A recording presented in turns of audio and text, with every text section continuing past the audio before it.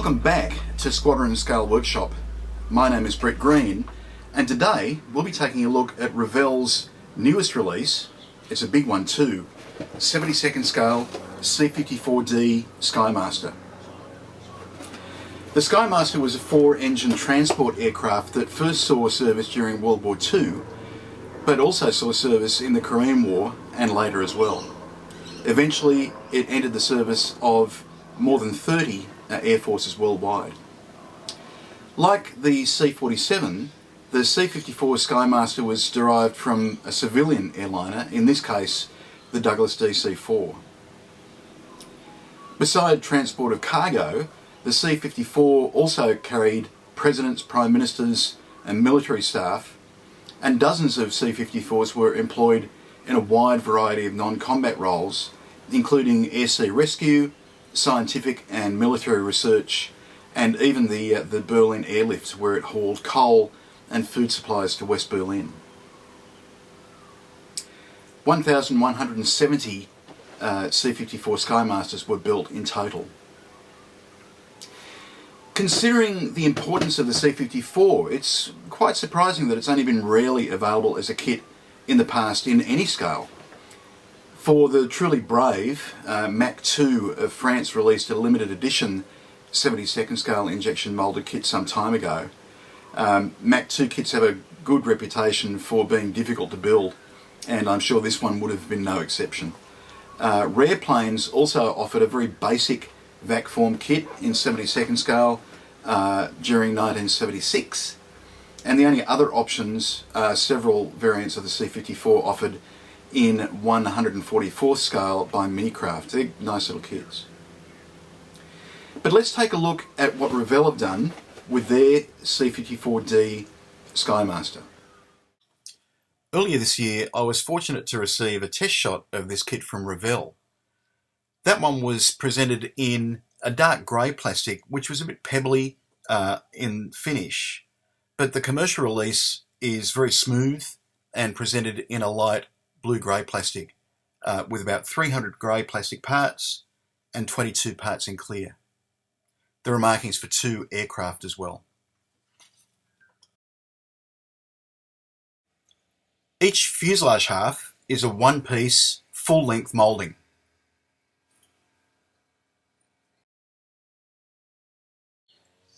Although it's a little difficult to see with the pale coloured plastic, the surface detail is very crisp and very fine.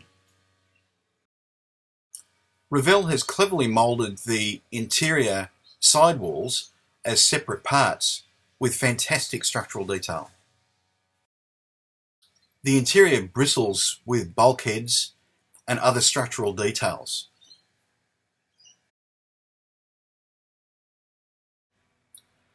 The floor is moulded with tie-downs and other structural details in place. I was particularly impressed with the webbing seat backs and the seats themselves with the moulded-on harness straps. The long, slender wings are moulded as a full-length lower half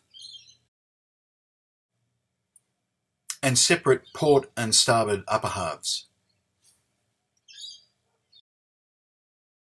Control surfaces for the elevators, the flaps and also the ailerons are all moulded as separate parts.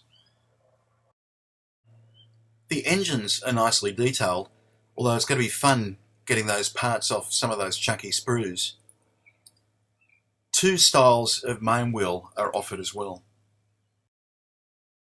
Optional open and closed cowl flaps are supplied by Revell. Here we can see the propellers and some of the small parts.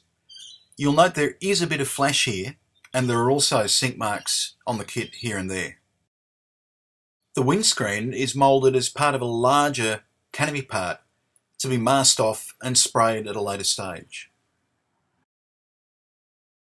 And here's the main part of the clear sprue, including the portholes for the fuselage sides. Markings are supplied for 2 fairly colourful aircraft on the high quality cartograph decal sheet.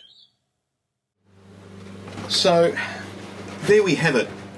Revell's C-54 Skymaster.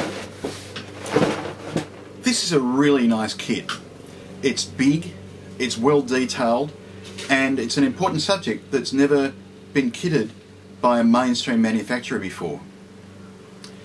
I also felt that that this model had a bit of a monogram feel to it, that large model, well detailed American subject type of a thing, and that's a nice tradition to continue. Whether you're into military or civil aircraft models, this one really should be on your list, and it's available now from Squadron online.